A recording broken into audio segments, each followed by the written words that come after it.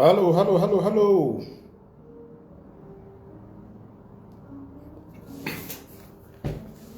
Jenny. Ah.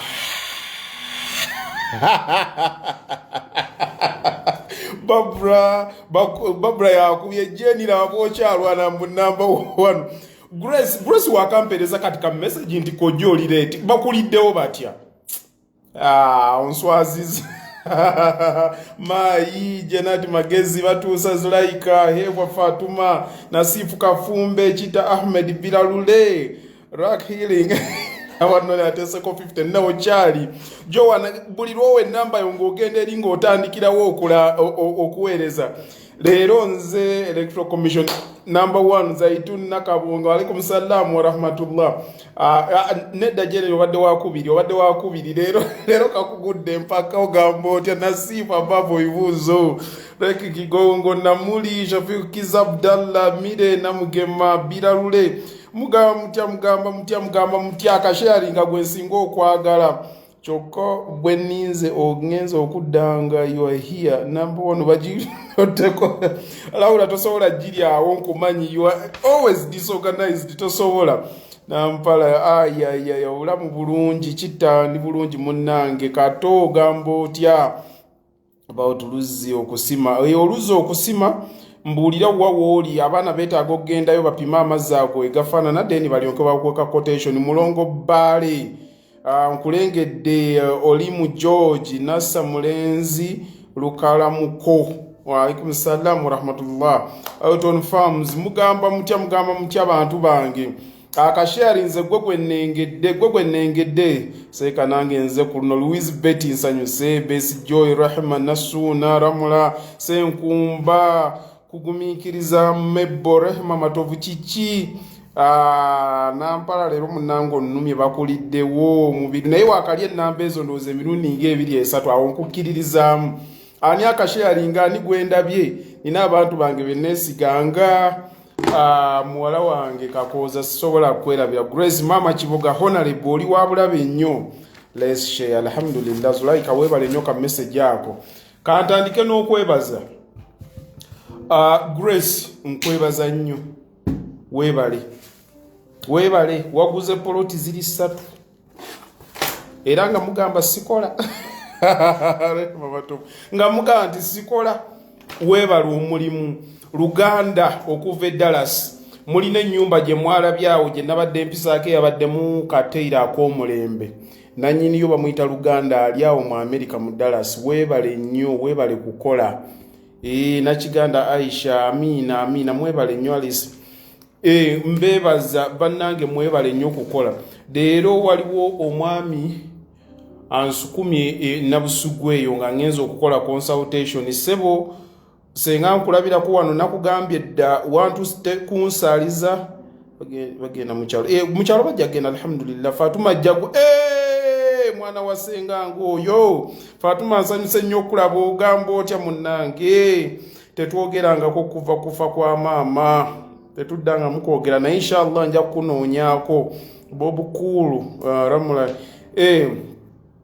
munnange waguze in fact Grace waguze half an acre oja kunguzaako nange maliga beerirako waliwo omwami ava okuntuma kati nva ku nnyumba oli omwami yajoze bujozi alina ennyumba neyange eringa kagundike atuse nanga nti haji nkole nonyeza ne mistake gye nkwata ku nnyumba nembula basajja mmwe naye ng'agamba haji gwegwe weesiga ennyumba yankubye ennyumba ya mwami Luganda webale ali awo mu Dallas abantu ebintu babitambuza Lora nawe akayumba kaffe kyekiseera tukasabuukulira abantu balabeko ku kye bayita finishing bamanye nti n'ekintu tekitambula butambuzi w'ekityo mbakulisaayo mwenna gye ababadde nange ku conversion abankubidde amasimu afterwards abasinga mwabadde banyiivu nnyo olwa byantuuseeko naye eddunia bweto bwetambula dunia bweto bwetambula twatudde abamu ku mmwe mwangambye obwedda bwe muli convention yonna mwagirabirwa kuba mwayagadde kulaba haji we natuuse okwogera eddoboozi ne lifa ate mukudda okunziza okumpi buli muntu obedda awogana muteke kaaji ya sini bakaluba muteke kaaji ya sini bakaluba nga mutegedde ensonga lwaki naye ebyo sigenda kubiyingiramu naye ekintu kye nabayagadde okufuna nayagadde mufunemu ekyokuyiga nze bino ebintu bye mulaba byenzija wano ne mbayigiriza bade mbabuulire omutima ogwagaliza abantu si buli muntu nti agulina naye ate senga abantu baali bamanyi obulungi obuli mu kwagaliza abantu abalala baali badde buli omu ayagaliza omulala nze ono omwami gwe ŋŋenze kaakati okulabira ennyumba yo olwaleero ne bwe mulaba mbadde ŋŋenda okukeerewa ntuusa awo ne nnambula ennyumba naye bwe mbadde nnyingira bwe nti emmotoka nga neegombye ekifo ne mbagamba nenga poloti zaawo nga wano walungi nnyo musobola okunfunirako ku poloti omuvubuka abadde akuumawo nanga waliwo wano ettaka waliwo wano half acre naye nga half acre gye mbadde nnoonya n'agira bw'ati we bantutte ku kasozi akasembayo waggulu nga n'omulongo gukuli waggulu nga ne view ekuli waggulu omwana abadde akuumawo nampa taata we ndowooza abadde akola bwa broker neŋŋenda ne ntunuulya ettaka naye mu butuufu ŋŋambye ettaka lino bwe ndifuna bwe nti mba sirifunye nti nakedde ku makya kunoonya ttaka mba nalifunye lwakuba nagenze kuyamba muntu nze kyekirungi kyendabye nti ensi erina engeri gyetambuzaamu ebintu gwe gyotasobola kukola convention tofaayo nakomyewo ne bampa eddakiika emu naye ndowooza eddakiika emu mwagirabye kye nagikoleddemu bannange okubeerawo ng'otegeera mulimu abantu betutambuliramu naye nga baaluzinga dda touch ne reality kiringa omuntu ajja ne yeeyita omukulembeze mu bantu ngenda kukulembera bw'olaba ng'omuntu ng'akugamba nti ayagala kuba mukulembeze omubuuza ng'ekibuuzo ekyamangu nti kiro ya sukaali ya ssente mmeka omuntu yenna eyaluzinga dda touch ne reality omuntu yenna ali mu bulamu obw'okwesiima kizibu nnyo okumanya omuntu wa wansi bw'ategeera ebintu era ne bwe yeetaaga okuyambibwa olunaku lw'ejjo nze natunuulidde nina ebintu bye natunuulidde ne ŋŋamba kansirike anyway nagale kansirike naye nga abantu abali wansi fe abakyali wansi abenoonyeza nga tukyava wansi tulina okwetegeera ennyo ate tulina okutegeera whether omuntu bw'abazze kati nga bwe mundaba wano nti njogera nammwe am I helping you or am taking advantage of you. That is something you have to understand. Ababadde ku convention you have to understand that. Tugenda kutandika mbuzaida kikanga 3 okujjako nga oli ali wa alaikum salaam wa rahmatullah ani ayina ekibuuzo kyambuuza mu wangu wano nze nkiddemu nga tetunnaba kutandika njagala tutandike saa 12 zennyini mbakubbe essaawa emu otuukira ku 12 nga nabatadde dda ebyokola bitegeera ya amiina mwalabye ennyumba yaffe ey'ebuloba ennyumba ey'ebuloba mukimanyi nti twagitandise last week naye leero nva kugula mbaawo zisereka ezo ennyumba ziri kisenge ddiiro 4 leero tusereka tuzikubidde zigenda kuweza ennaku 10 ndowooza tuzizimbidde ennaku nga 10 tugenda kusereka ngenda kubanga njibalaga enkya waliwo nabatwala ekiwende juzi we twali tusetting omusingi ennyumba eyo kaakati eri ku ring beam manyi we tugenda okutuukira olwokuna pyu ng'eyo nayo tusereka egye nabatwalako ematuga gye mwagala okufaako obufi eyo twayisiza ddamuka mu kisero tuyiwa biimu tuyiwa siraabu tugenda kuteekako kyawaggulu. Benon from Canada siringiza board za mmeka siringiza board za 9.5 ezo ezikola wardrobe za 9.10 za 10 kakati waliwo zino ezibeera waliwo zino board zino ezibeera waliwo ezebbeeyi zino kitchen ezo zemulaba zemutasobola kutegeera munansonyiwa saagala kubeewaanirako nnyo kati eno board eno nateekawo board kino kyemulaba nateekawo board kati zino board ziri 35-38 naye zo n'obunene bwazo ziba zeeyongeddemuko kati eno bw'ogikozesa n'ogikozesa kitchen kagundi kano kala ndoza mubaddawo nga mulowooza bulijjo nti kino kisenge si kisenge kano ka boodi wano waggulu nateekawo ka wallpaper nakajja London kano munansonyiwa temujja kasangawo wano kujjako nga mutumye nze nenkabatumiza ani awo omulala ndabe ebyokola bitegeera alhamdulillah mwebale kusiima naye musharinza nja kuzimbira room self contained nyumba teri nyumba ya kinako nyumba yonna kasitesituka kubanga teri muntu azimbisa miliyoni emu oba bbiri oba tokyazimba kya kinako oba ozimbye kyamaanyi need a parrot but I need oyagala poloti naye kakati poloti owandiise apoloti mbadde mbuze kale ojeetaka saidi kingenda kugula ngenda batwalawo nakasajja ngenda kutemawo ekazi zigenda kubeera bbiri aga amawulire mugalinde nga kufa mala okusala ebyapa byawo mugenda okutuuka awo ate nze kyemba mmaze njise kantini eyo oyagala kantini aje nze nakkiriza alhamdulillah tulabika kakati tulina okutandika ani asheyali nze oyo gwendabye mwebale nnyo banne omusomo gwaffe tugenda kutandika already thanks nasima mpeereza yo hajamin mbadde ndi mukubatambuzaamuko olwaleero bannange neetaaga ninawo kakati tiimu y'abantu nga basatu tiimu y'abaana nga ba mirundi ebiri abagenda okuba nga bawummula nga tebalina byakukola okuva ne ku Lwokusatu ennyumba zaabwe ziwedde sigoba bakozi am just employing so enkyali na capacity nyingi etwaze emirimu abaana naba employing nze tewali gwenta walaikum salaam shagafu obedda gwo gwe nninza obedda oli luddawa nange ojja kunguza Grace sigenda kwongera poloti kakati zigenda kubeera z'abalala batandika butandisi agwe kakati otandise kufuuka naggaga nnyo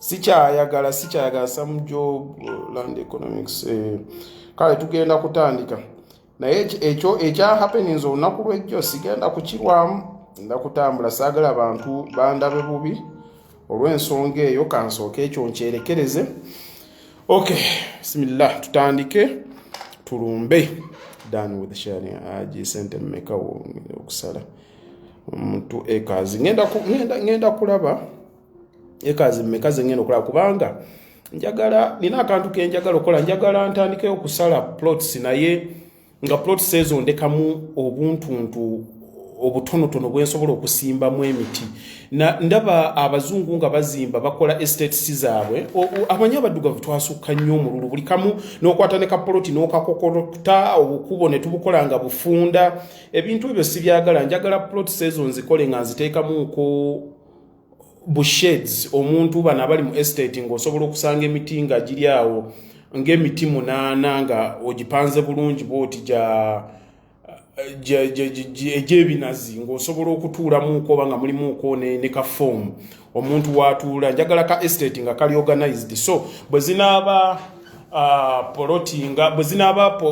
poloting nti nalibadde nfunamu eka poloting 8 nyinza okujjamu poloting 7 nemba nga nsobola okuteekamu provisions nga abantu balina awantu we batuula walinako ewabeera green nga si byakwenyiga nnyo omanyi bw'oba oyagala okukyusa ekintu it has to start with you nti bwentandikira ku estate kanga akaba katandise Joseph nkulamusizza akaba katandise abantu baba bakaze ne bakazimbamu ne balaba modo gye ngenda okuteekawo abalala bagenda kuba buli omu bw'awulira nti nakoze estate amanyi nti emprogramminga gyenka programmings ya mulembe njagala nnyo omuntu nayingira mu estate nga mulimu emiti amakubo magazi nga mulimu koneka area omuntu wasobola okufulumako okwo n'atuula so ekyo mukirinde kigenda kujja leero topic yaffe gye twabadde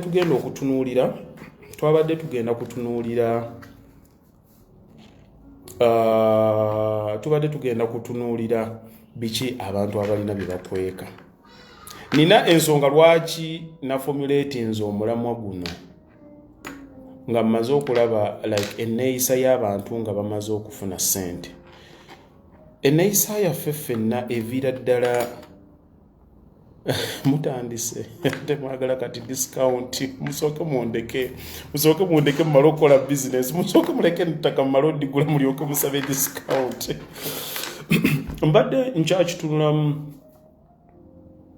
ku neeyisa abantu nga bamaze okufuna ssente.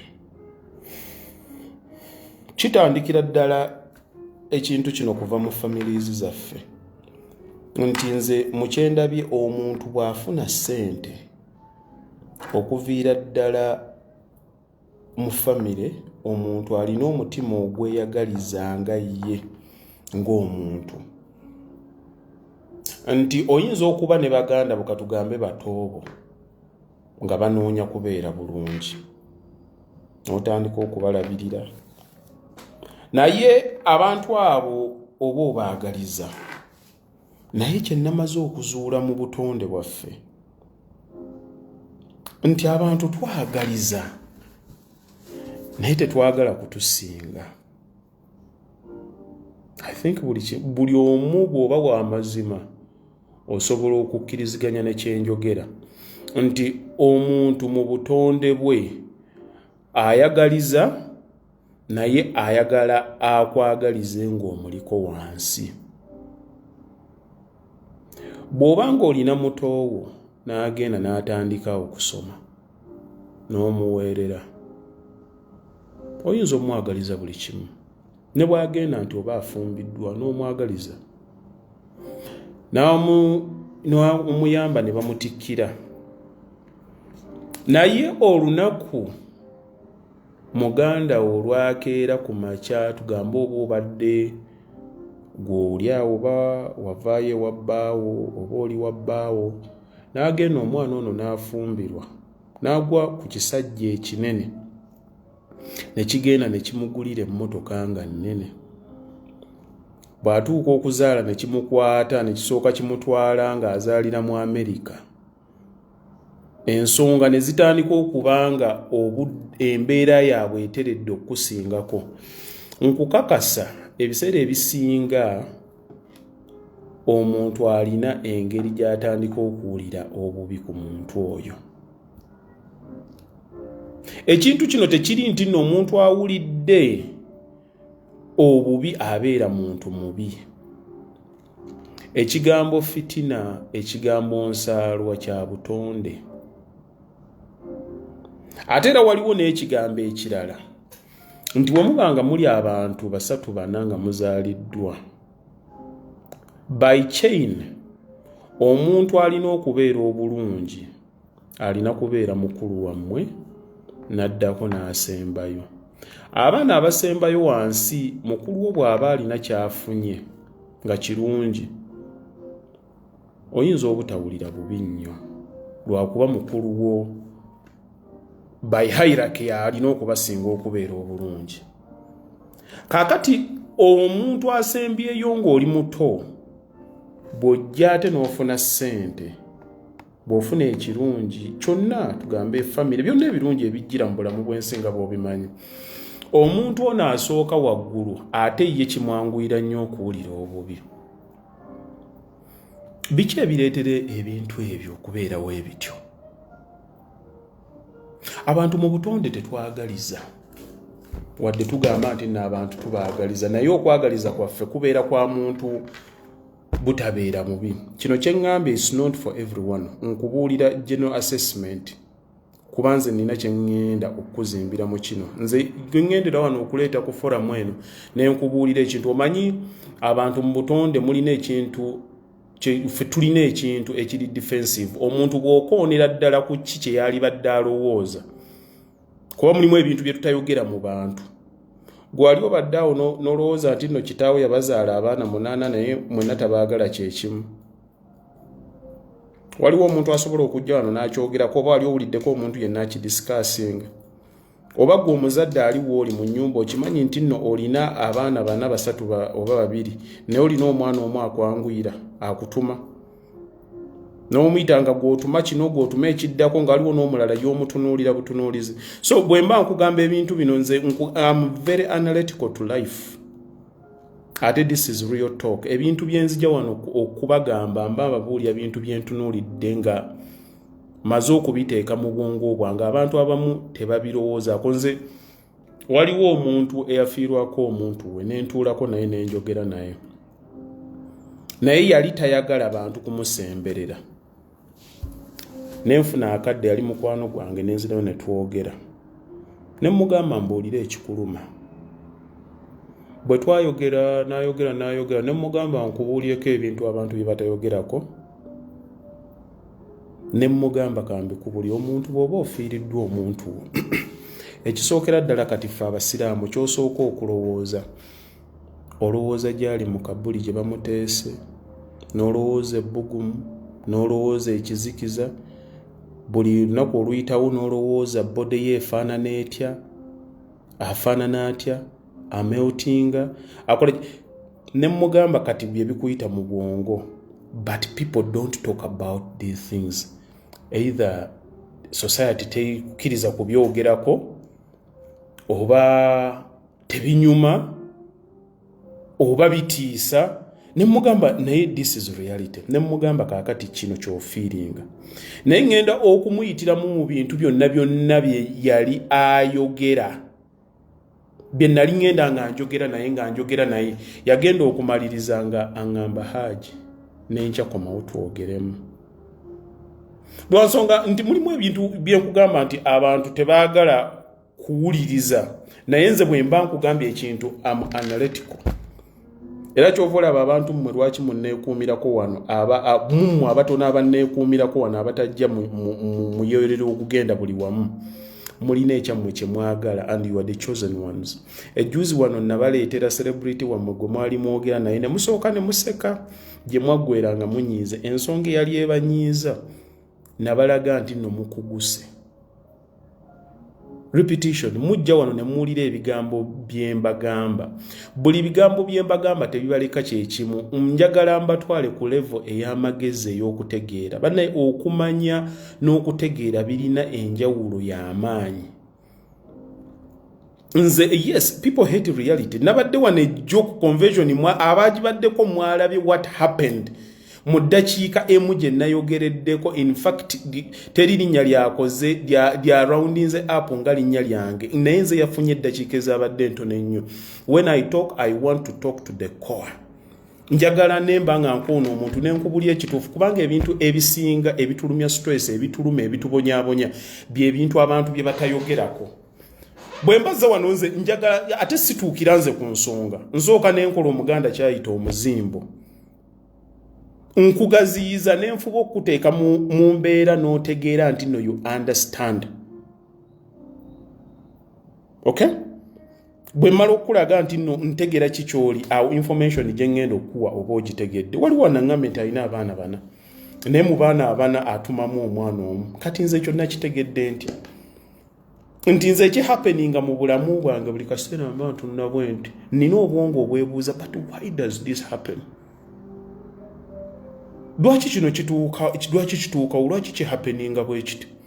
Ayirini ogambe nayogedde bulungi. Ekyanjogeza mmwe kye mugamba nti nayogedde bulungi.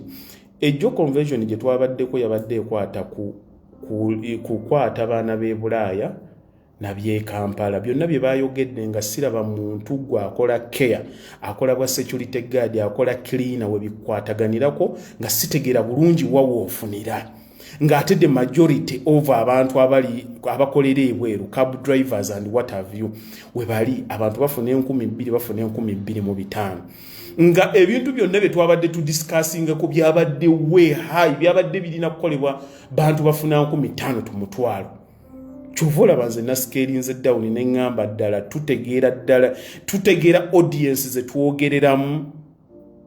Tusobola ddala okwogera nga bwe njogera wano omuntu n'agamba nti Haji yayogedde ekintu ne mbaako kye mpiikinga. Kye nabadde mbuuza, it was as simple as that. Ogamba omuntu okugula ennyumba ye millions 3, manyi omuntu weebweru, manyi omuntu ali sente z'ofuna nzimanyi. Ne bw'oba onnimba nti ofuna 3,000 manyi bw'ozitemaatema ki ky'otwala eka. Therefore nze saagala kujja wano okubuulira ebitakwatagana. Ekijja wano nze nagambye nkwata information n'enjigandawaza mu ngeri omuntu omulala gy'atasobola kugitegeeramu. Kale tugende mu maaso. Mbadde nkyabannyonnyola ku kigambo ky'obutayagaliza abantu abayitamu ne batategeera balala. Kiki ekireetebwa ekintu kino nti omuntu otuuka n'ofuuka ng'oyagala weetwalire nti gwali waggulu obudde bwonna. Oyo ayanguye mangu okugamba nti buli omu si bw'atyo bw'abeera, kitegeeze wammwe gwe asinga okubeera obulungi. Ng'ate okimanyi nti n'osobola okubeera bw'otyo, kisoboka. Bino ebintu byonna ngenda bibalansinga emirundi ebiri. Nkulage buli omu w'abeerera. Naye Eva ayita babiri. Maama yatuzaala abaana. By the way, it is caused by attitude. Omwana ne bw'omuyita okumutuma ekintu ayinza naye okumulaba obulabi ng'akuuta ebigere. Okumulaba psychologically alina message gy'asendinga mu bwongo obwo. Obwongo bwo ne buclosing off towards that person. Kuba abaana nabo tuzaala mibiri. Ogenda okulaba nga waliwo owuwa akwanguyira. It is okay. Now omuzadde, you parents, you never say, naye ne mu baana b'ozadde mu baamu gw'oyagala n'ogamba nti ono gwe nsibiddeko. Much as you say, nze saawula mu baana bange sikola ki. Kuba mu nsi omuntu akutegeera naawe gw'okola ki, gw'otegeera. Omuntu akutegeera naawe gw'otegeera, like it or not. Era bw'otuukayo n'ogamba nti no taata yagize gundi yagize kisooka gwe weetunulemu nga gwe. Omukitaawo omuyisa otya? Maama wo omuyisa otya? Wali otuddawo kati ffe bataata tulina ekizibu tugenda ne tubonaabona mu dduniya muno. Okeera ku makya n'otambula n'ogenda n'okomawo ekiro abaana bo tobalabyeko kati mwe bamaama muli eyo mutudde mubeera n'abaana gw'ofumba. Psychologically the kids get addicted to you, they get attached to you. Naye naffe tubeerayo olw'ensonga nti nno culture yaffe yatuyigiriza nti olina kubeera mugumu, gwakulira waka, emotions zo zikeepinga. Naye naawe you have the urge of omwana wo olumu okujja atuuleko naawe akubuuze taata oli otya. Akumanye nga gwe kyova olaba abaana abamu baganja abalala ne bagana naye abantu baba tebakimanyi. Buli omu ayagala omuntu asobola okumutegeera. Gwe tosobola kusanyukako nga kitaawo. Nze nabeera e Bulaaya namalayo emyaka 19. Taata we yafiira yamazeeyo, nali mazeeyo emyaka 12. Naye nakubanga amasimu okubuuza ku muzeeyi ekanga waliwo traffic gw'oyitamu okumukwasa obukwasa okwogerako okwo naye. Kati natuuka ekiseera n'enkoowa nga sikyakuba masimu waka.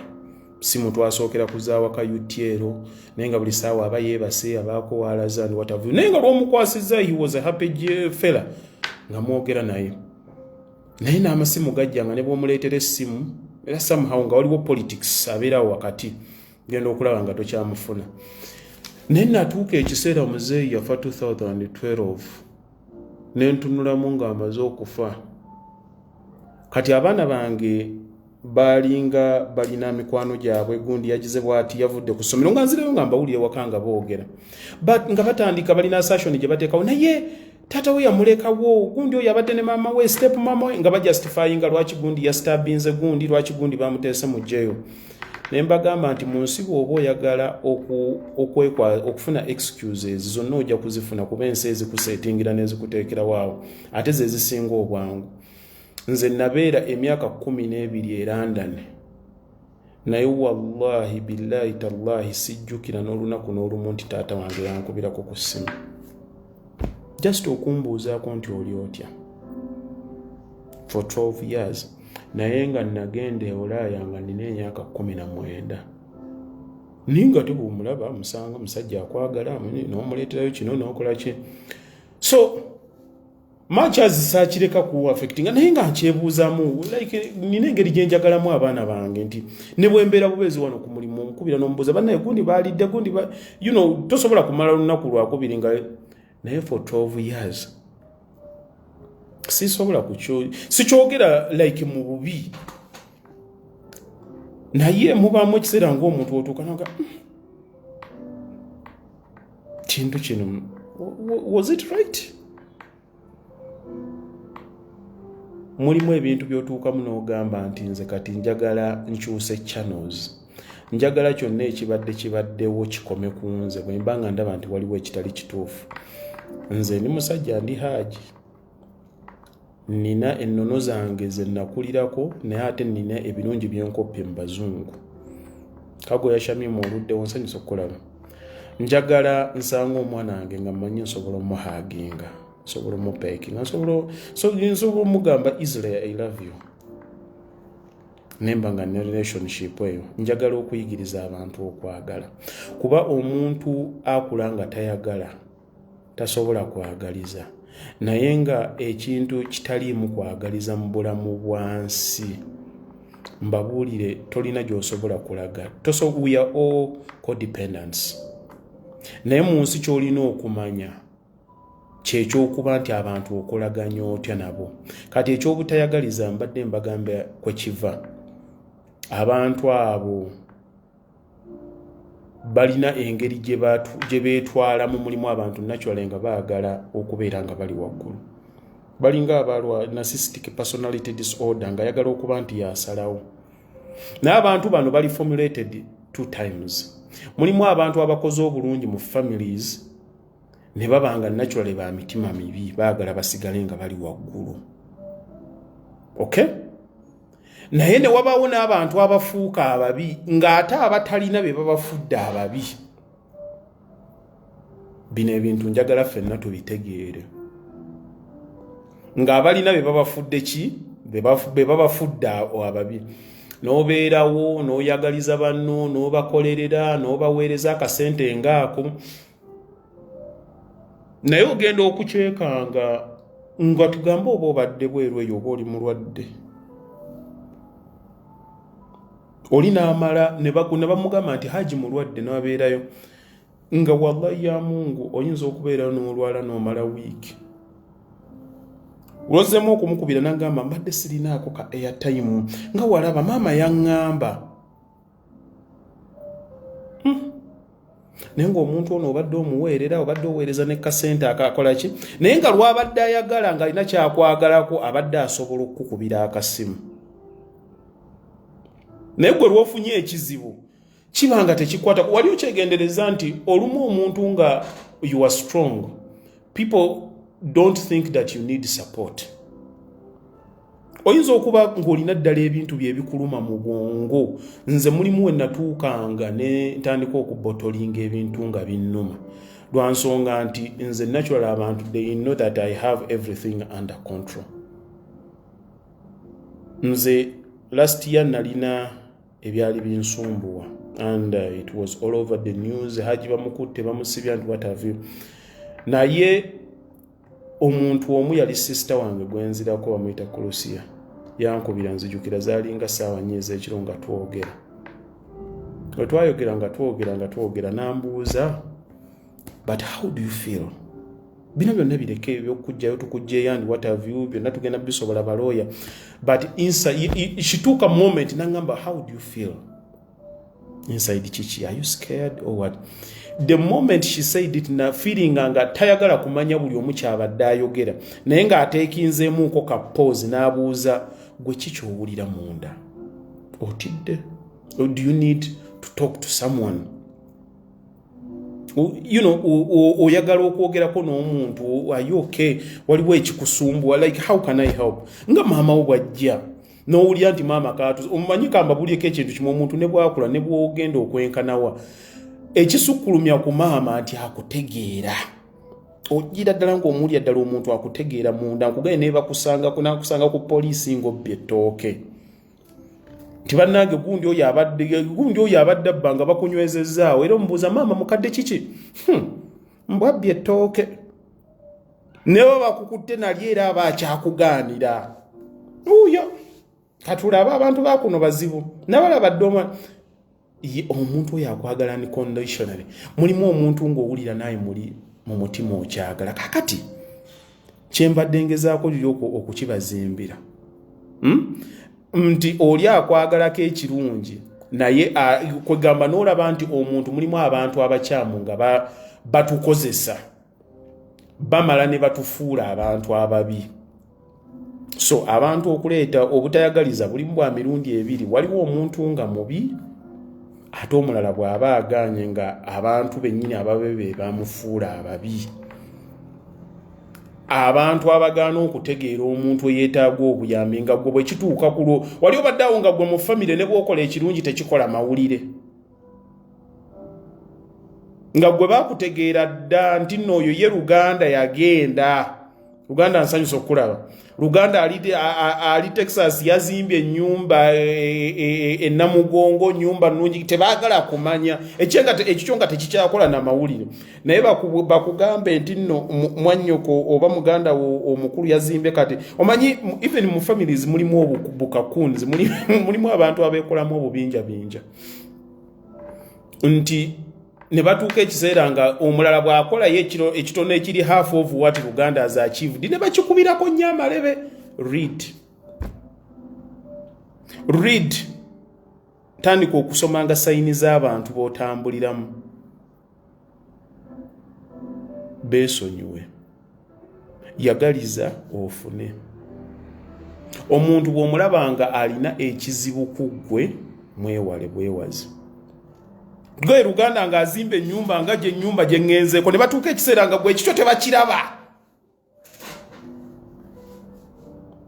ekyo kyebalizanga nakyo ate Mukama Katonda kye njagadde nkuyigiriza olwaleero nti bw'otuukanga ng'okola ekintu ng'abantu bakulaga nti tebakiraba oba si kyamaanyi manya Mukama amaze okukusitula lwasonga nti nno omugagga okuzimba ennyumba ey'ebbaati kiba kikyakwewuunyisa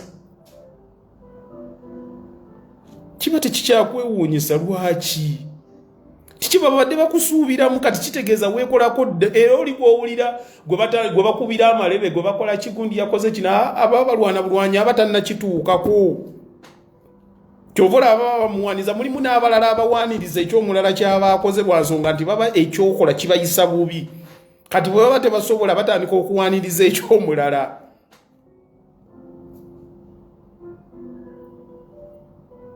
batandika okuwaaniriza ekyomulala gundi yagize kino bannange gundi yagize kino basobole okuzikiza ekikyo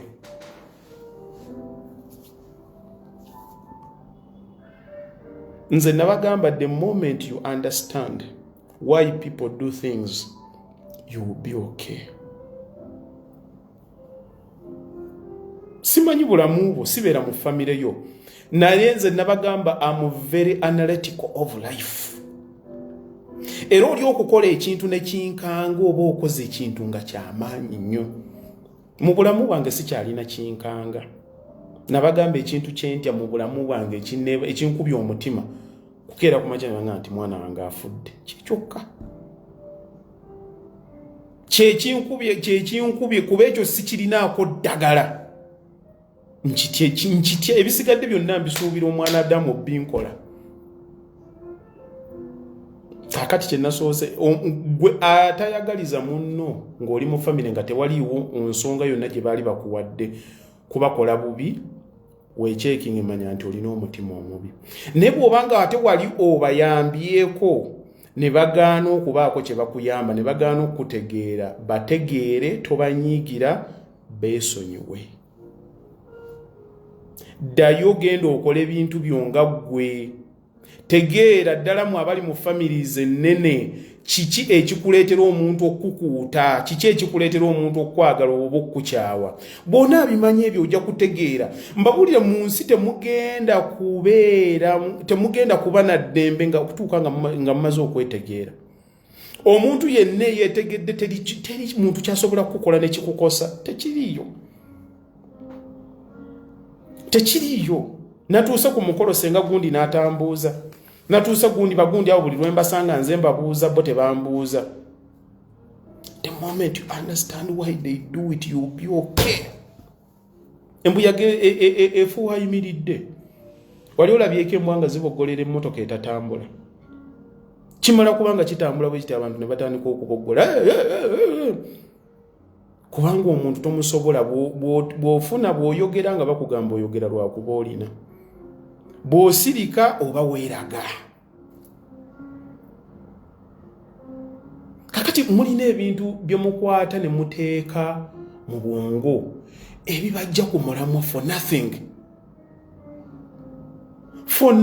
ebikujja nze nkugambye tegeera kuva ku boozaalibwa nabo otegeere kuva mu baana boozadde n'ennyumba yo otegeere bbaawo otegeere the moment wogenda nga buli kimu okyanalyzinga nga okikolako assessment ng'okitegeera ojja kulaba lwoba n'emirembe kubanga olwaleero abantu tutambulira mu bulamu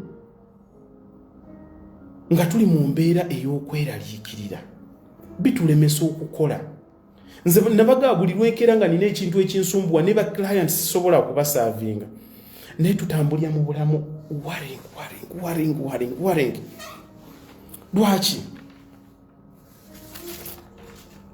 Lwaki gwe nkonye nga awulira nti nno kiri kyensoose okukoonako nti nno toyagaliza onansonyiwa. Mbadde njagala osooka otegeere sayidi eri nzire n'eno ndyoke nkibalansingira wakati as to why people behave the way they do. Olwaleero muli wano mwekuumira ku kino ekintu kyaffe kye tutambuza ekyokugezaako okwezimba. Omuntu ng'oyagala obeeko w'otandika okulaga kitegeeza nti oyagala kufuna ky'otannaba kufuna. Naye okulowooza nti ogenda kufuna ky'otannaba kufuna ng'okyasigadde ng'oli kyekimu ky'obadde luli, you're kidding yourself. In order to achieve what you have never achieved, you have to become someone you have never been. The more you learn, the more you earn. Simanyi oba tukwatagana ku kino. The more you learn, the more you earn. Kyemmaze okulaba wano mu Africa ebintu ebitusumbwa is families. Tuva mu families nene nnyo and our levels of understanding zakwatira wansi. Wave wammwe gye mwava muli banaku. Mama wo ne taata wo omwagala nnyo naye nga weebikwatagana ku ssente tebabitegeera. Obulamu obukyukamu okutwala wawo olowooza okulaba byolaba ku TV byokola ki. Obwongo obwo bw'obanga bw'okyali muto, so you cannot be. Kyengezaako okubalaga nti you have to change the tuning. Olina okusooka you have to learn. The moment wotandika okuyiga you are going to earn more. How are you going to earn more? Bye binabagaga be batababuulira. Nze binabadde ngenda okutandika no ku convention yesterday mbibalage. Omuntu omugagga tasobola kubuulira bwe bakola ssente. Nze njagala nkikubuulira. Gwe oli awo olwaleero okeera ku makya n'okola ogenda n'okola obwasikaali. Ogenda n'okola mu care. Oli wakati wansi oli kadama oli mu nyumba olina woli. Oli wano Uganda okeera mu banka bakusasula okola kuva ku saawa 5 paka saawa 1 paka 11. Kole saawa zo 8. Tosobola kugaggawala. Okay? Tosobola kugaggawala. I want you to write this down and understand it. Mwenna bali kunomba laba mulinga abantu 220 but I can guarantee you bantu balinga batana bagendo to fully understand what I'm going to unveil to you. There are like 5 people who are going to understand this and I want you to write it down. Njagala okitegeere mutegeere ekigambo survival ne living. Mutegeere being rich and being wealthy. Muntu ali rich, muntu alina sente. Muntu ali wealthy ye muntu akoze investments, omuntu alina ebyobugagge ebyensibo. Kati kambabuulire bwe bakola ebyobugagge ebyensibo. Bw'obanga wakedde ku makyanga watandika nga bakusasula 2,000 eza pound. Ng'olwaleero oli bakusasula 3,000 ng'olowooza olina w'olaga. Nina kyenkubuulira olwaleero. Togenda kugaggawala, you are not. Nze nali nkolera nga nkola security nga buli mwaka batuwongeza pensa 5. Pensa 5 ze 2,300 buli saawa. Naye nga luli babadde babasasula 10 pounds 50 oluddako ne babasasula 11 pounds n'ogamba wow, mu myaka 5 zino sente zigenda kubeera bwe ziti.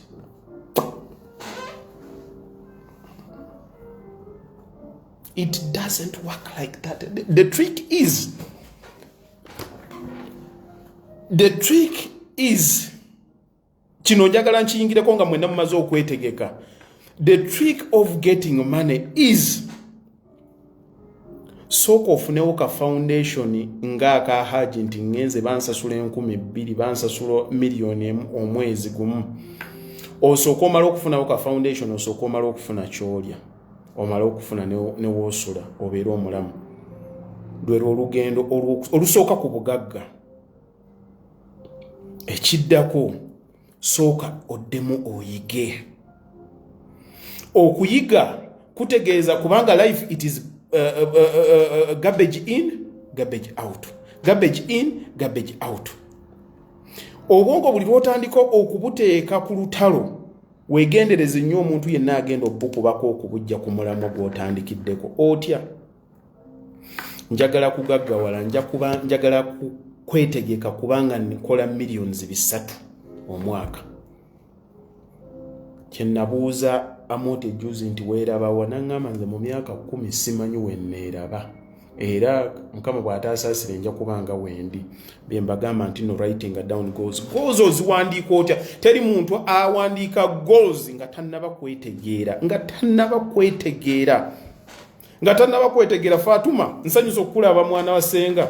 Mwababeerewo ne mugamba Haji Yasini talabika. Ebintu bya family mbigenda mpola. Kubanga olumu mwetuuka ne ku mukolo mwe ne okumpa akazindalo nti yogera obeeko ne kyotugamba. You don't think I even qualified to talk amongst you. Naye eyo ndowooza yammwe. Kakati kyembadde ngezaako kugamba nti omuntu bw'otegeera nga bwe mbasomesezza wano olwaleero, self-esteem yo erina engeri gyekulamu. Kuba buli lw'oyogera ng'otegeera ky'oyogerako. Nze nabadde wano ejjo ku convention nga tutandika, nkugambye engineer wange yazze wano nga azze kulaba byansasula z'abantu. N'atunako bw'ati ng'alaba ku screen kuliko gundi, mutabani wa Sudiri kuliko gundi. Naye nga nvudde wali ku site nabo nze wano kwogera ba directors, manyi housing finance yani. Ne mugamba nze nja okuddako okwogera. Nanga abantu babona nga ye mulaba muno, ne mugamba gwe bw'oba ondaba olina kyondowoolezaamu. Naye nze Haji nze mmanyi kyendi. So for such things it is people who love you abagenda okubuulira kyotagenda kusobola nti tokisobola lwa nsonga nti no bo balina ekifaananyi kyabwe about you, preconceived kifaananyi mwekiriwe bakulaba nti balaba Fatuma Jagwe yeye, Nayiga Yudaya yeye gwe balaba emyaka 10. Kakati bw'otandika ng'oteeka mu bwongo, ng'otandise okuteeka mu bwongo obwo ekyokuyiga, ogenda kutandika kulinnya. Akakodyo we kava ak'okugaggawala is increasing your value.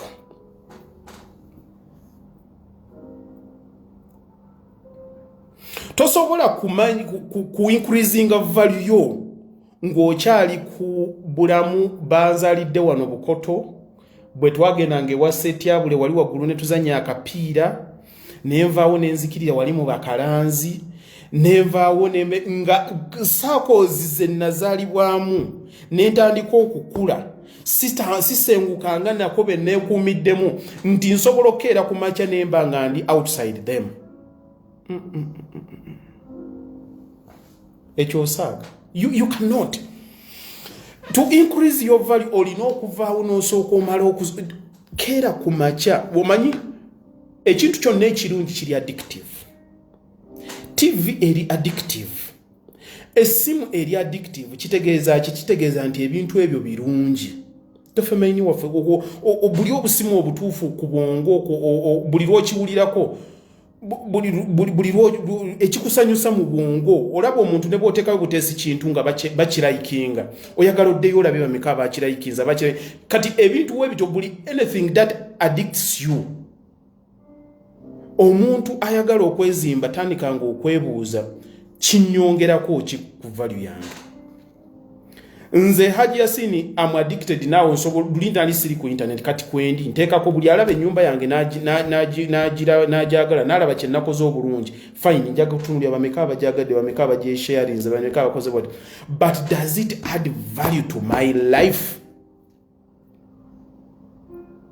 The answer is yes. Mu nyumba eyo mujja kugiraba abantu 3,000 nzijemu 2 abajja okumpa emirimu. That is progress. If you choose your life nti okola bakusasule ogende e Nairobi olinnye ennyonyi weekubise ng'oli mu nnyonyi weekubise ng'oli mu musenyu omungi ng'oyagala bifaananyi byakuteeka ku Instagram bakulayikinge olinamu ekizibu. Ebintu bino njagala omanye buli kyokola nga weebuuza buli kyendaba kino kirina value ki. Olaba ebyobufuzi kuva ku channel nodda ku ndala bw'omala ate nodda mu depression yo obulamu bwo tebulina gye bulaga. Diro weerwanako okufuna value. From 9 to 5 you will never be rich. Kankubulye neba nakuwa bonuses enkanaki. Bonus bwe ziba zijja you could do better. Otya. Increase your value. Nti kino ekintu ngenda kusoundinga nga ndi selfish. But to have money, you have to be selfish. The trick is you have to exploit others. If you haven't exploited anyone, it means tonnaba kutuuka ku ssali genda kukola sente. Sibagamba sente is a survival, but I'm telling you about real money. Oyinza okuba wondi olwaleero ondaba oli asikaali oli ku mulimu. Nze nakeeranga ku makya nga ntandika okugenda n'enkulookinga ssaawa emu n'ennyunyukemu naye nga wava eko kakanavuddeyo saa 11. So dejjana okutuukawo nezinja essaawa 2. Bwe nnyunyuka ssaawa emu ntuukanga 2 kitundu nga zigenda mu 3. Nembeerako awaka ssaawa zange 10 oba 9. Ovuwiiki 8 nagumalanga nga neebase. Nenzuukuka nembeerako live awo n'abantu bange ennaku essaawa ezi 2. Mugagga oluddeyo naye nsanyusa okukulaba 2. What does that mean? It means that I was a prisoner of someone.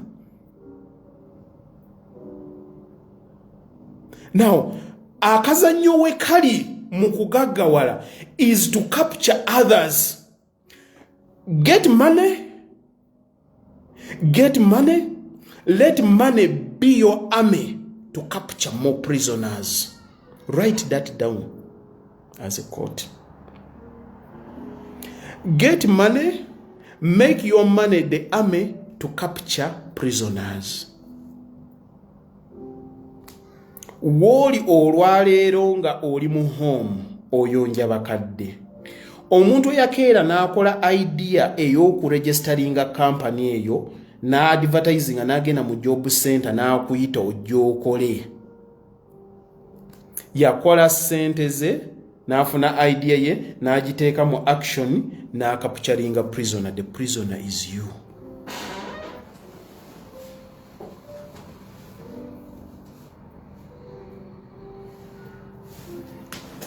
Ondaba oli ku bwa security wagenze eyakeera ku majana registeringa security company eyo directors abagirimu the managers they captured you. Eyagulawo company eyo yazimbe komera. The managers are keeping the prisoner in prison. And you are there willingly. False happiness. Modern slavery is real. Thank you very much. Woli ojawo sente n'olabirira abeewammwe n'okola ki ne bakwongezayo pensa 2 ne bakwongezayo pensa 3. That is slavery. N'ogibeeramu nga you are happy. Bajjanga wane waffe ne batukwata ne batuteeka ku miguwa ne batutwala ennaku zino tulwana ffekka okufuna visa ebagikumma n'oddayo ne bakusomera edduwa abagendako ewa jjajja gundi naye ne bagenda ne bakuwa ensasi olwana to go and be a prisoner. You are running but you cannot see the finish line. Ask yourself why. Waliwo wano gwe nalaba ndooza Samuel yakiteekako n'agamba nze ntunulira Lwasa n'endabira ddala omusajja nga talina magezi takola ki. But later on wansi mu submission ye yagamba omusajja oyo alabika he understood just how the game goes. When it comes to money, it is just understanding the game. Simple as that. Oli ategera butegezi akazannyo bwe katambula. It is just understanding the game. You don't have to be clever. You just have to understand how the game goes. The moment you understand it. Yesterday nabadde abantu banteseko nga ngenda okwogera mu forum nga simanyi nti information je nabadde ngenda okwogereramu. The information I give out is setting people free. That is not what people want to sell out. Najja wano nenjigiriza abantu okutandika okuzimba bonna abatunda amayumba. No one is a friend to me. No one is a friend to me. Kubanga kye baali balyako kuggwe bwemba lwaki nzimba ennyumba nenjitunda bwemba sifunamu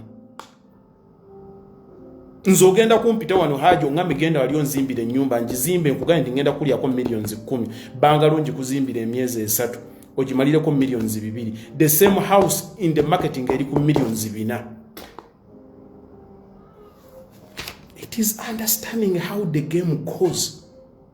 The reason why city kubigamba bantu lwakuba nti okutegeera kwaffe kwanjawulo si buli muntu nti ali wano nti agenda bitegeera. Ate muliko abantu nga 207 wa 3. Mungambe network ekyankalanye munzire mu kingambe bwe banga ekyankalanye nsala amagezi amalala. Kuba saagala kintu kyaffe kitwononeko. Ndowooza tulikiria. Kati kyembadde nkugamba nti mmwe you are prisoners.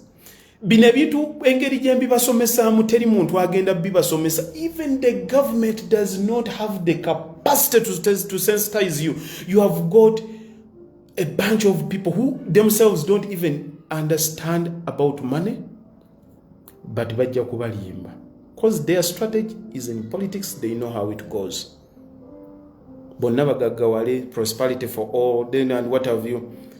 Naga kati fa abantu nga ffe tuli bazibu nnyo sobola kubeera mu maje. Cause I don't follow. I always question. Why? Even my beliefs, I question them. Nengamba kino lwaki kikize bwe kiti. Nze njagala nnyo facts to support my belief. Era bwe mba sikitegeera sikifiirako. Kyovola manze ndi mugezi okumanya nti ndi musiramu naye siri muwarabu. Muwarabu muntu muzibu akeera kumacha nakuba omuntu akeera kumacha nakuba omuntu esas. It's not the religion. They don't represent what I believe in. Values isn't taking sisobola kukola kintu ekyo. Era omuntu nza ntoli ya salamu kyovola banabajja wano mbagamba nze sikiririza mu kintu just sikiririza mugundi musiramu nti nkolagane naye no. Believing in a human being. Bwongo bwa muntu neeyisa ya muntu kyenjagala. Kakati bwe bakukwata ne bakufuula prisoner and they start exploiting you. How? Nze nabagamba mbakwasa njagala nnyo nga ndawaze information okutuuka lwe munagitegeera. Les Brown ali mu America. El Nightingale yali mu America. Bonna be muulya TD Jakes and what have you, they are in America and what have you. Bakubuulya batunuulira economy yaabwe, batunuulira families zaabwe zeeyisa and what have you. Information gye bakuwa it is based mu bantu be balimu. Kyenkugamba wano nze nkutandikira ddala kukujja ku family yo nenkulaga engeri gye ku influencing muno ogenda ku kyokugaggawala because I understand from here. Then nenkutwala ku bigger picture. Kuba bwe nkuwa bigger picture nga sisoose kutandikira eno wansi, you will miss it. You will miss it. Ojagenda nga wofuna information teko applying tu. Kyovola abantu batuuka wano up to now najja wano gundi Musa najja wano Hajala namutwala era ne bamala emyezi 2 ne batabuka naye nga babadde tebatabuka.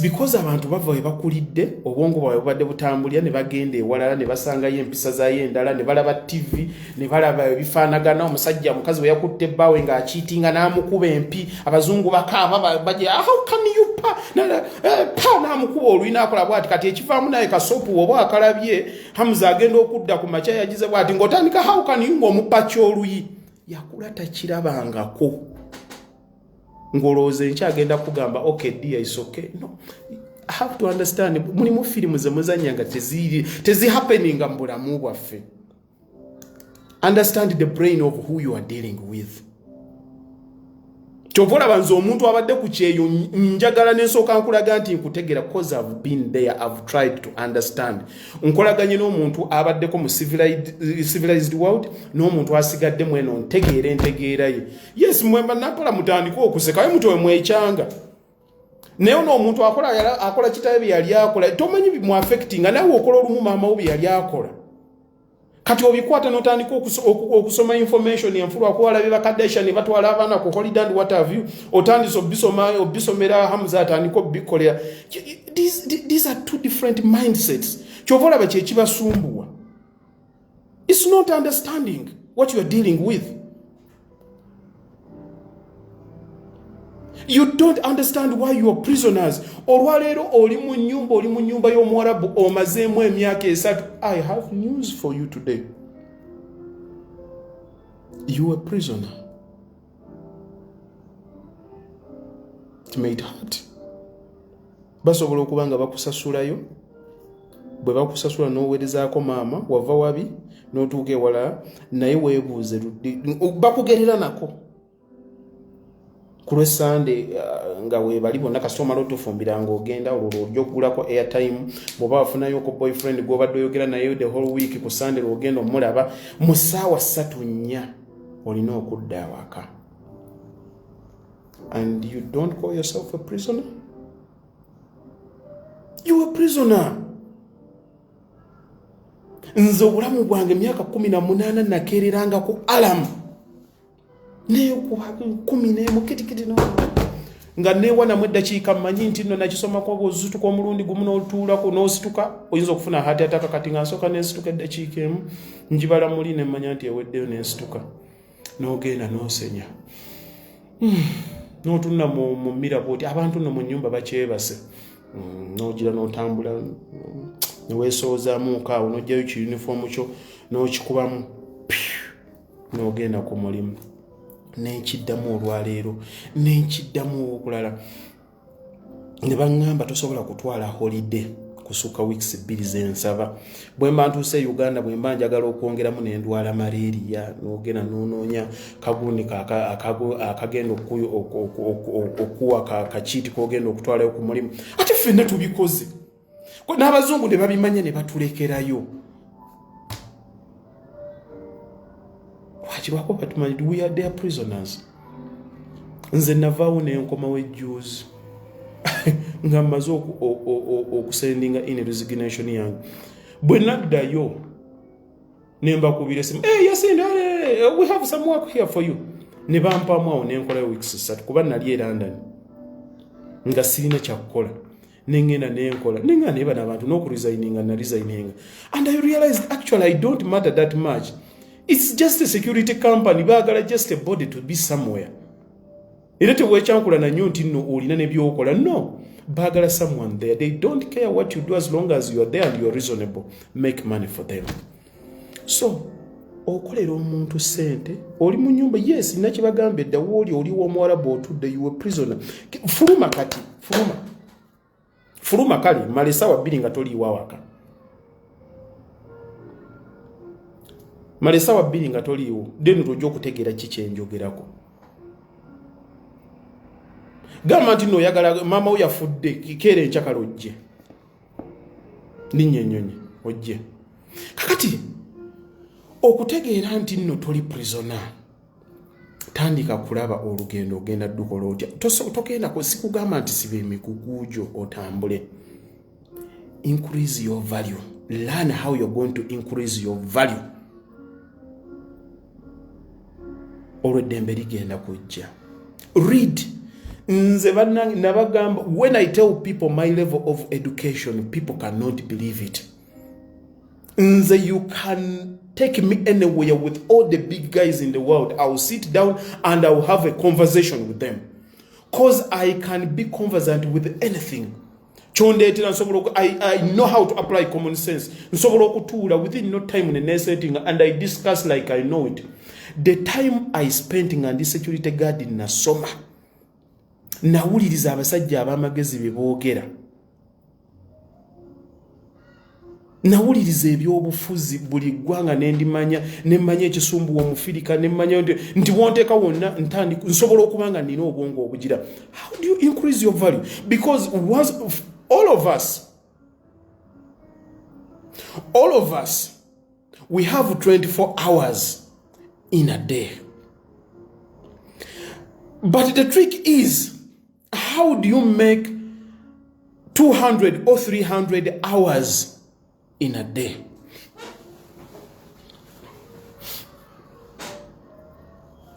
Make money, the army, go get more prisoners. Kati nze ndi wano olwaleero nina site y'ekyanja babadde bayiwa kubaddeko abakozi 30. Ekiwenda nina ababadde bakolako ku site bali 15. Ebuloba ninako babadde nga 18. Okay? Nina ekakiri babaddeyo nga 4. Nina Matugga babadde nga 20. Now, nina abantu nga 8 abankoledde leero oba 12 abakozi. Abantu bano mbasasula they are happy. Bakola mbasasula ate the way I pay them, I make sure no one pays better than I do. Neche netekamu ku mutima gwange nti John ennyumba gyazimbira obukadde 2. Njagala ntule ne engineer mugaita tusobola gizimbire 18. Kyeki bakiganye olyako oba tolyako nti nsobola okulyako bwende. Nsobola nze yasine okufunako miliyoni emu ntiye tugikolera weeks mmeka nti weeks 2.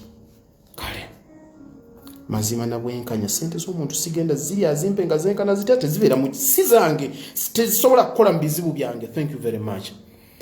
Kakati abantu bonna abakola they are working essaawa nga 10. Abantu 100 bakola essaawa 10. Kitegeeza nti ku mulimu gwabwe gwe bakola ndowooza gyendaga mwalabyeyo dda. Buli ssaawa gye bakola ne bwe mba mbafunako nusu 10. My aim is to increase my value.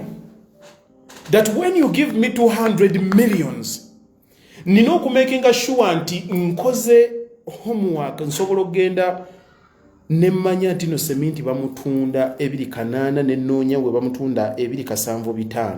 Nsobola okumanya nti no nina omukozi omulungi. Nsobola okumanya nti nsobola okujja ku internet nenjogera n'abantu bulungi. Nsobola okumanya nti no said that is increasing your value. It is doing your homework and understanding it. Bali bonna abantu kakati benkozesa. Singa sisobola kujja wano ku internet nenjogera nammwe nembalaga emirimu gyenkola nembalaga nti njiteekayo nembalaga nti mumpa sente ne sizibba nga boy omuntu wabawa ne babba cement. That means I'm increasing my value to the point nti bali bba batannaba kukiyiga balina okunkolera. Naye singa nabo batuula ne bagamba Haja akikola atya, lwaki gundi amuyita n'amuwa omulimu, lwaki ne gundi amuyita n'amuwa omulimu, lwatuula n'abeera analytical, agenda kubanga yenkanangaza, agenda kuva mu class.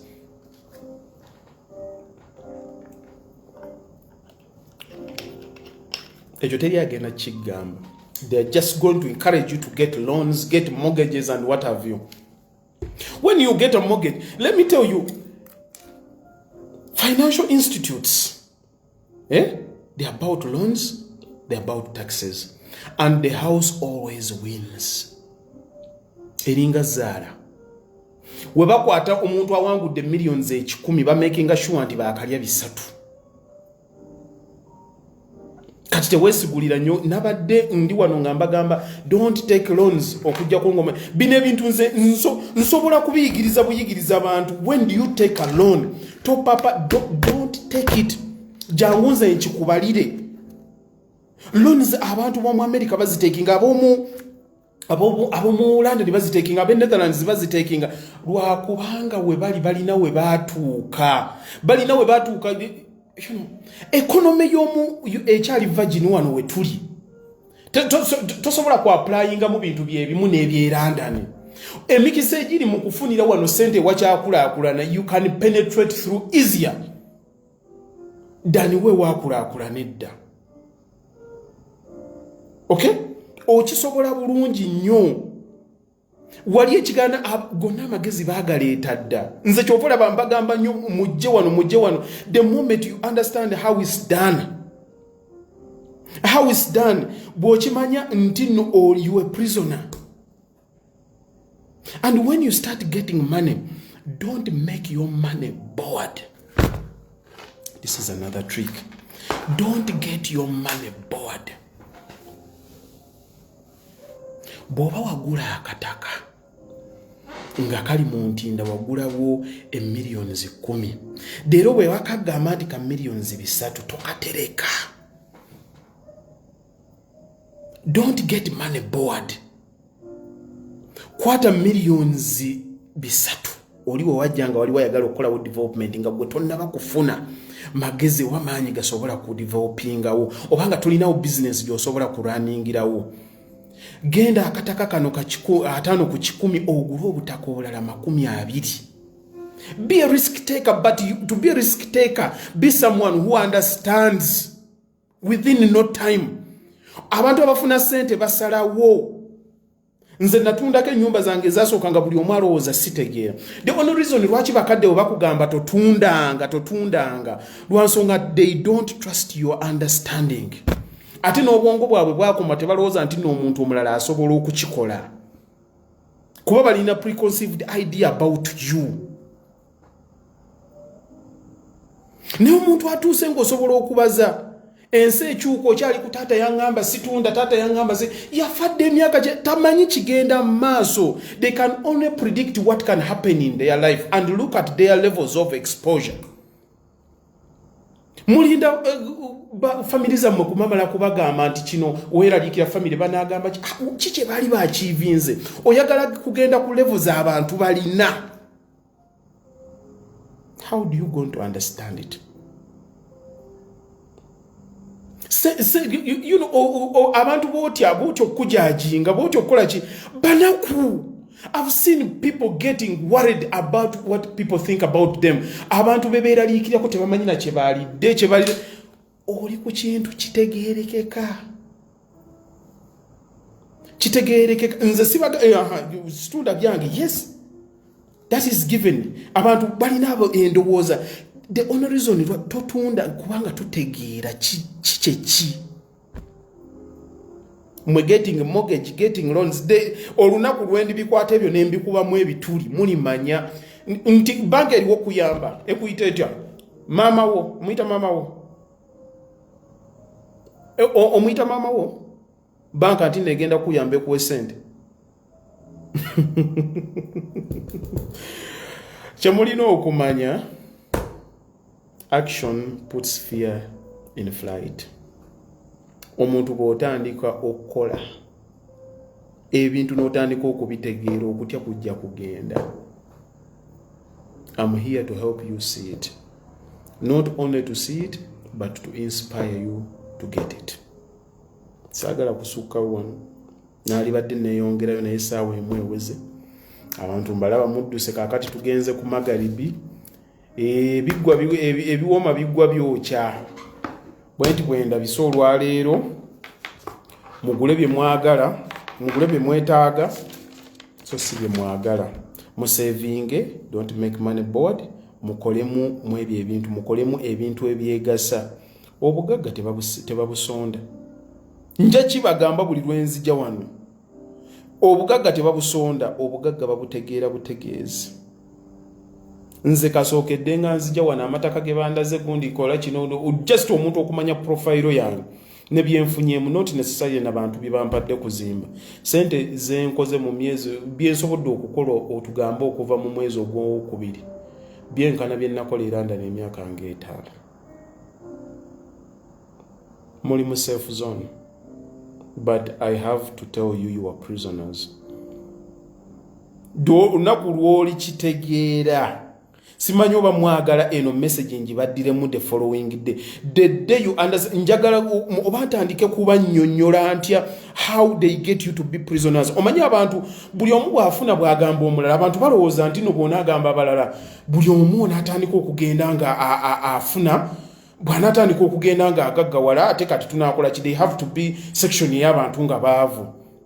Bw'oba ng'oyagala okubuulira abantu babuulire muliko batono nnyo kuno era abasinga the majority is going to stay poor. Just help someone. Abanakibeeranga kuwano kati abantu abaliko kuno abagenda okulaba ka video kano bagenda kubanga enkumenya.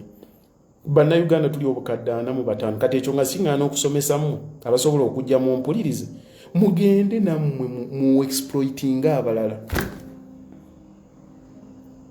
Obo luddako mbasomese omanyika nakazanyo muyinza okuba mukaagadde nze mbabuulire how is done ebya loan and what have you. Loans mulina level gye mulino zitekingirako not 100%. Those are crooks. Those are crooks. They are there for your money, they are there for your time. Buli wowulira nti ekintu kyonna kyokola you are selling time. Tokola sente. You are not making money. Wagedde kumacha olyawo your security guard oyimiridde nze nasituka nagenda nga Bexley Heath mu shopping center nentambula ekiro naye nga nkulokinga sawe mpaka emu nga nyimiridde ku from mabo yankutula n'omugongo naye nga ntuuka ekiseera nga ne bwe ntuuka okuva ku Southgate ngende ku site eri endala we bambuuza kyendabyawo wakati nga sikimanyi. I'm just in auto mode. Twatambulanga nga tufunyize emikono gino bwe tutyo. Nga kyo tomanyi na kyokolanga n'omubbi ayinza n'okuyitako nga tomanyi bw'oyimirira mu maaso g'ekizimba oli akuyitako n'omubuuza halo n'afuluma okunywa sigala tokyamanyi oba ye n'omuddamu halo ng'obwongo bwagenze dda Uganda bulowooza bye Uganda bulowooza senga gundi bire. You are selling time. You are not growing. You are selling time. Kyogenda nga buli lunaku ogenda n'okola bino bye tukola homes and what have you n'otuulayo ne weebaka ng'ejjo wabaddeyo gundi saala n'akolako ewasoose ne weebaka munko n'ozuuka naye ne weebaka n'akola ku sawe. If you have done it for years and it hasn't changed and it is not showing that it's taking you anywhere, you are going to end up like anyone else with nothing but just being in the medium. When you understand the game, you will know. Lwaki sikireka wano ekyolwaleero choka haji, you know how to spear someone's heart. Nze nabagamba muliviira wano nabaleetera moti ekyabanyiiza mwategeera kuba kati mutandise ddala okuyiga kati you can sit down and sense temuleka byagundi you know bintu bingi nnyo ebitu affecting from families. Kyovola bwemba ntandikira eyo mukiyita kigula lugi njagala nnyo ne batandikira kubalaga biki ebibasiba wabadde awo gundi akunyigidde byokyaliko byolowooza ogenda kwezimba ddi ng'olowooza ebyo tulimana bagundi mugire bwe muti tukoleka pata akasinga. Africans like partying. Tolina kyolina mukola embaga za millions 8 n'okeera nga ye project gy'oliko omwaka guno lulina wasalewo na yanjula ku luno ngenda kuwasa nga kyoliko ne musumbu abantu ne pledges gundi njira kino mukola zi baby shower ne zi baby shower muzisasuza abantu mitwalo 10 simanyi mujja wano tugenda kulira ku hoteli ya gundi buli omwale ete musalo byakijinga iranze bwe mfuna abantu abafana. Such people cannot even walk into my circles. Tomalira budde bwange. If you are making a party, make sure that you have the money. Tuyite bwo tugale tutwale ku hoteli gundi tuyite otusasulire. Lwaki otumalira obudde ntino gendo otulete wana ate mu contributing emitwalo 8. Why? with such people. You accept no, yes, I'm your prisoner in a better way.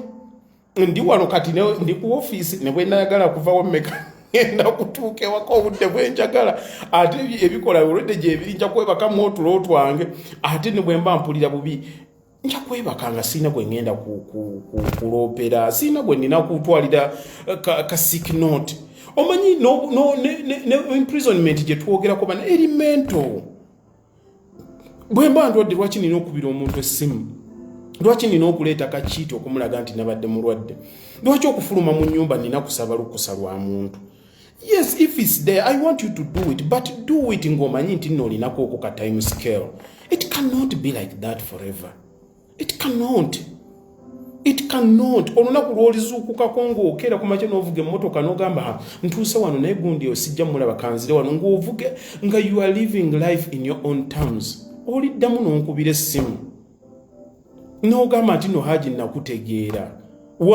nze nina abantu abankubira essimu I know what I'm saying here is not leaving the people the same it's not mulimu ddala abeekyusizza muve mu crowd mwetereeze ebyo ebyapate gundi yagize ngenda nembatune and people wasting money just to have social media photos just like that. Oh my god nze ntunulye t-shirt yange gye neeyambalira ejuzi waliwo gye nabaddeko nga ndi ekiwenda makidamu nengaba neeraba abantu bonna obudde bakola buli mu ki-t-shirt bwe kyafana that's me I don't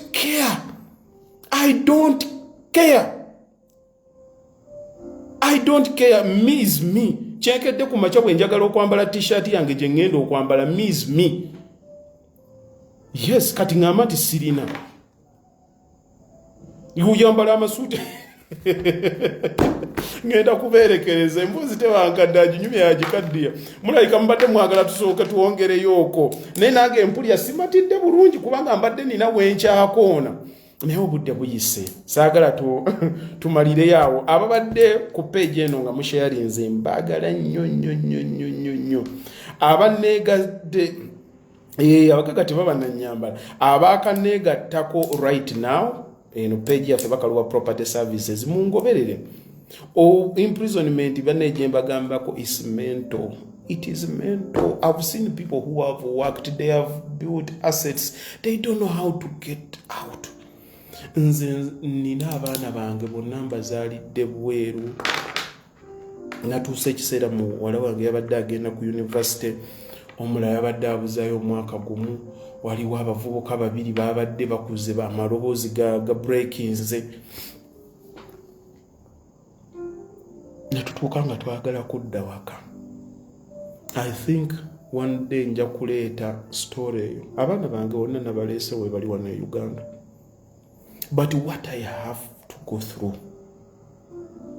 naye olw'ensonga nti Mukama Katonda yannyamba nampa nti nsobola okutuula n'entegeera nga seebuuzizza n'ensoma n'enkola ki nemmanya nti no let me take a leap kambuuke nsobodde okukikola. Naye waliwo n'abantu nga n'abaana baba imprisoningira ebweru oyitamanyi bw'endi kikola n'agijano nga tategera bintu gye bigenda kuddira mu maaso n'okola n'ozimba amayumba eno biki abaana n'obazaalira ne bagenda ku university oli n'afumbirwa mu Nigeria oli n'afumbirwa gundi in the end you are going to come back alone. Is fear. Simanyi eno subject njagala njogereko n'abantu mbalage we twekwata ne tweteeka mu prison fefeka kubanga ebintu bye tusinga okutya. Let me tell you ebintu bye tusinga okutya, all those worst case scenarios are played by our minds. Obwongo bwaffe Mukama Katonda yabuteekamu okutya nti bo bwennyini buzannya obutambi. Bwenzira ye Kampala kino kigenda kujjawo kati oh my god omwana wange kino teyakimanyiira nguni agenda kukola bwe. It is played. But the moment you know yourself, you muve mino bemujja n'okyalako wasenga guni n'akufumbira n'ogendako owa guni ebyo kasita muli bivaamu n'omanya nti kubanga nkubuulya mukwano gwange kaluumu ako obadde kaakati oli off ennaku 3 k'olimu k'otuddemu obwomu kakuluma gwe wekka. Bw'oba wazaalirayo omwana tekisobola kumuluma kuba kyotamanyi tekikuluma. Tabeerangako Uganda, talinayo connection and what have you. Wagenda gy'oli kaakati gy'otudde mu bwongo awo w'otudde mwavangawo ne mugenda mu nnyimbe ne mugenda ku zipate n'olambulako gundi byebyo ebikulumya stress, cause the layout of your life is different from them. Kati bw'oba wabadde off nnaku 3 ng'oli awo olabye Netflix ogimazeeyo ng'olina ekikusumbwa ku bwongo. In guys, omanyi there are people who are going through stress subtly, but gigenda mu bagiyitamu mpola mpola. They don't understand it. Neba kirimu with conviction nti bali okay. Buli kaseera owulira ekikuluma ku bwongo naye nga tokimanyi. Olinga yagala okaaba naye nga tokaaba. You are bored naye tomanyi. Nogenda n'otunako mu ddinisa watunudde ejjo naye nga tokimanyi nti tolina nakyo otunayo mu ddinisa. The moment you become analytical of such, omanya nti kikusumbuwa, kye kikulumya omutwe, kye kikulumya omugongo, kye kikola ki, you understand it's the lifestyle you are living. I've seen people who have worked, they have accumulated life, but because of their fear, basigadde nga basibe, nga bakyatya, the fear of the unknown. Bagamba kansigalireko wano kankolebwe. They don't know, oli-analyzing ako tabuuzangako obulamu bwe busobola butya okuvaayo buli kalumu ne kakumalawo. Nze kati nina ekizibu. Nina kati engatto gye nayambadde okuva ku Monday, Tuesday, Wednesday. Kagato nkalaba kagonda nkambala. Leero mbadde ngenda kukola site visit z'abantu. Nanga yambala sneakers. Enengatula ne mugamba ego ne muga kati ekiranda ni kye kikusumbuwa. Wamanyira engatto no yambala engatto oyambala jean emu like ntulina nga kyankwata n'okunkwata mu bwongo. Ngambiri now like even to change the thinking takes time. Boli okumanya obumanya damage gye weekozeeko gwe ng'omuntu. The fear is there, the anxiety is there, you work, you don't even know when you are going to stop. Diri ogenda okubeerako mu ssente zo tomanyi kikimala. It's because tosobola kuanalyzinga bulamu bwo inside and out. Tosobola kwogerako na muntu n'akikuspellingira out in a way that you can understand. That's what I do for people. It's the fear of the unknown. Nze abantu bankubira wano even for consultation. Sarah wafukira ddala mukwano gwange. It's because of what you are going through with your boyfriend. Taking loans olina akulimba kino nakulya and you can't decide. Olaba okola but you are not happy. Why?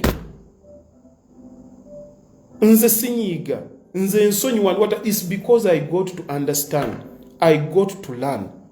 Ntegera siri mu bya formal education and what have you. It is understanding. Just life coaching. Life coaching nobeera ngo omuntu abitegera. Nze I can talk. Omuntu n'ategeera kikyenjogera. Because when you talk from experience, when you talk from heart, someone gets you straight away. Yesterday I was going through a rough time here and abantu abogera and they are talking to audiences they don't understand. Tebamanyi you are selling to someone gota tegera. Tomanyi muntu kyayita munde nze nabeerako mu stress. I know it. Tosobola kinimba nalimbadde nobeera off ennaku 3 ng'obadde okola ennaku 9 oyagala kufuna de off olwokubiri ng'oyagala kuddayo kukola and ng'okukola ate kati kyoyagala koga tomanyi wawe oyagala kubeera budde bwonna olina ekikuluma ku bwongo totegeera kikyo ki n'okubira omuntu nemufuna omuntu ekampala gwossa amasimu n'omukubira enkya n'oluddako agamba simulowooza ask yourself why. It's boredom. It's boredom. Naye buli bulamu bwa muntu bannaye bulina DNA. It's until you sit down n'ogamba naye nze nina emyaka emeka mu nsi. Like if life is an apple, when will I take my bite? How much do I need to be okay? How much do I need? How much do I need? And how do I need to do it? Bw'obanga omaze emyaka 5-10 ng'okola kintu kyekimu nga tonnaba ku planninga diri ogenda kivaamu diri ogenda kulekerawo, it will always be the same. It's going to be the same. I just want to be a game changer. Ne bwe siyambye kukolera at least ogenda kubeera kuno ofuneko amagezi. I just want to be a game changer. I just want you to understand how to oluddako tupange business mbalage otusobola okugipanga. Don't make me cry. It's a killer. Mukubira abantu wana amasimu e Kampala ne bagamu bamalirako omuliro. It's not your problem. It's not their problem. It's you with the problem. The vacuum. Space gy'olina otomanyi kyakugikolera. Olunaku lw'obeera off ng'oyagala ogendeko oyogereko ne Saala ate Saala agenda kukola night shift. Bwakusisinkana ate naye aba alina enkyogera shift ziriwe ziti. Ate lwoba okwoyo nze nabeeranga wate ennaku ze mbaddewo ng'ate saagala kugendako, saagala kukyala, njagala kwebaka. Like I've had it. Ate n'obeera awaka nze nalina abantu bangi we nagendera e London. I ended up not liking anyone. Sikyagenda ku pate z'abantu. Pate zibeerayo buli kaseera mba neeraliikirira nina okuddayo neebake ate nina okugenda. Ate yes, onookubira omuntu ssaawa bbiri nga ne bemwogera. It's life. Okutuuka gwe lwogenda nze kyova olaba bannange natuuka ekiseera ne ŋŋamba n'okukwata ssente z'omuntu abadde mu Buwarabu mukolera. I have to make sure that they understand that I understand. Bamala okutegeera ki kye nsobola okukola muse kuba ssente ey'obulumi ngimanyi bweruma omuntu okujuulya nti omuntu yagiriddeko. Abantu bazze wano ne batta abantu baabwe. Ne batta abantu baabwe lwaki? Stress. Amanyi ssente ze gye yazijja ozikwatamu otya n'akufuukira ettabukata n'akutta. Omusaaga n'okusaaga nze bwe mbagamba nti nkola Monday to Sunday. Mmanyi entaana gye navaamu ttanuulu gye nayitamu. Nakola ssente but there were times when nagambanga senga sizuukuka. Saagala kwetta but if I don't wake up I don't care. I don't. Like, I don't. That is stress. And it's only you who know it. Go again to saving. I'll give you tricks. When you stay here for a long time, it's very good. Omanyo omuntu bwakuwa information nga mubaddeko mu kintu kye kimu. Ofuna obwangu okumukkiririzaamu. Kyemmanyi mu kino mulimu abanzikiririzaamu lwakuba balowooza nti nno wenvudde we bali ate kyenfuba okubalaga. Now from today wetuviirawo kyembalekera, work on how you are going to increase your value. Nina wano omuntu mukyala wange bagenze ne bagira nga balima ebitiko. I just taught them how to exploit others.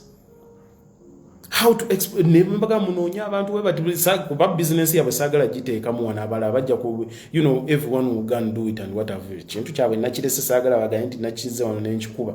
But they got others to work for them and they could see how easy it is actually to make money once you understand how it goes. It's easy, but now bw'oba tonnaba kukimanya era you will fail because you won't understand the principles. Bw'omanya principles you'll be okay. Buli muntu yenna alina stress musaasira. Naye njagala omanye toli mulalu. You are not. Omuntu okutwala nze bantwala ne bantwala awo mu kkomera. Nave ekitalya, it was a very good prison nga bantutte mu kantu kali private and what have you, everything was fine. Tukeera ne tufulumako n'enjogera n'abantu ne banzijawo ne bandeetako awo emukono bayita waani nkerabidde awo akakomera. Ennaku ze namalawo 2 I think natuula nnyo n'endowooza. Olwasooka nali munyiivu, olwokubiri n'ensonyiwa baganda bange because I understood what I went through. Nga sobola kyagaliza natunamu ne ngamba singa taata abaddeko waalaba nga bwe banteese nali neebase Kawempe for 2 days nga toilet emidumu bagiteeka giri wamu buli obigira ekivundu kijja ne kiyitamu. Bwe baatukeeza ku makya ne tugira simanyi bafuuyire enkukunyi biki. I sat down, I realized nti kye nali mpitamu tekwali kulumwa naye kwali kuba nti no it was loneliness. Someone had taken away my freedom. Nali ntuula nga sina muntu gwe njogerako naye or anything like that. I knew I was going to get out. Kyali kingumya nga ebirala sibifaako. But ekyo kyokka ekyandimu.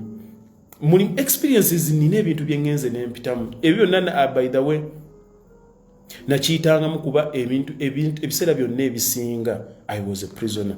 By the way ekyokubeera e London for a long time nga nkola kyenkola up to now nkya struggling nakyo nti I'm still a loner.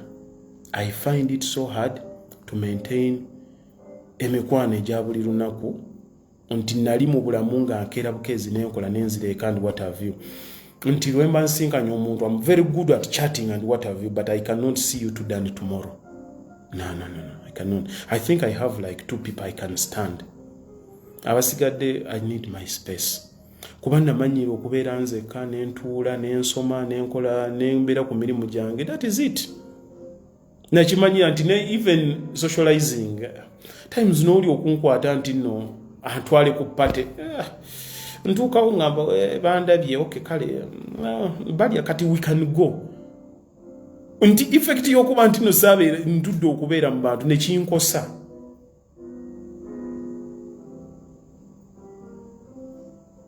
Nekinkosa naye tolowooza nti ogenda kuvayo nga tekikufaana. Obeera wano n'owulira nga you are just exhausted. Kati my office is my man cave.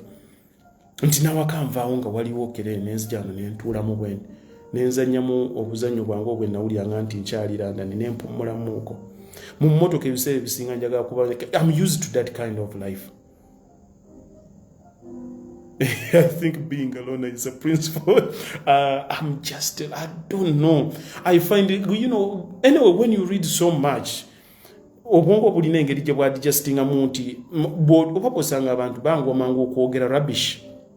It's not rubbish, naye like, omuntu atandika okwogera ekintu ng'okyala tekirina gye kikutwala mu bwangu straight away. Ngate tosobola gamba muntu nti totegera and what have you, because when you understand you will know why someone does not understand. Abatanna bakitegera ajja kuba tanna bakireading as I can tell someone's life. Naye gwe wali obaddeko e Bulaaya ng'olina that lonely life okola you are in a routine n'okeera ku makya oba tolina mukazi ekyo kyokka ne kikubonyaabonya ate bw'oba naye bwe mutabuka oba bbaawo that one can also kill you in itself. You have no friends, temwina mulaga, you are stuck, you are not in harmony. Oh my God. There's that pain of that circle. The moment you get out of it, oba yenna gwendigamba nti nagenda kukivaamu nakivaamu because of nkimugambi. Manyi olumu alinoonya agane nti no Haji. Kino ngenda nkuleetedde akasimu kano nkakuwadde lwako. By the way nebaza mukwano gwange yes. Obwomatu bwange luli mwali mundabanga ne bubbaadi ne babubba. Yes, ompeereza bubbaadi bwange bubuno butuuse mukama wange Haji muzisinkanye n'abondeetera all the way from America. Yes, nkwebaza nnyo nene simu gye njogerako gwa gimpeereza ka perfume ke neekubye gwa akampeereza. Nkwebaza nnyo okunjagala muganda wange, mwebale nnyo. Mube nkolera mulimu abansiimira ddala. Kale mbalaba muganya okuvaako bwedda nninda numbers zikke muganya. Are you bored? Should I continue tunyumye paka lwe munagenda omuko omu nebake? Oba mbateekere mu nkono ka music tukube mu nko mu 90s just to, tudde mu nko mbulamu obwe waffe ombuulireko wawe wali ebiseera ebyo just to feel good about it. The 90s kids muliwa tutandika okuba mu nko ka music mbakubire mu nko ka Sebatta Sega Mwenge. Mwebale nnyo. Kansuubire nti nomufunyeemu ekyokuyiga and you're feeling okay. Kansuubire muli okay olw'okuba nti mwekuumidde ku mukutu guno ate nga mufunamu okay ekyokuyiga. Mugaye tweyongereyo. Mbakubire eki nakiwambuya kijja kuggwamu amakulu.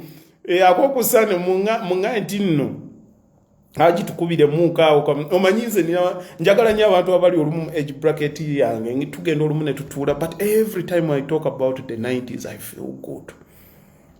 I feel good wetwawulirizanga obuyimba bwa Celine Dion.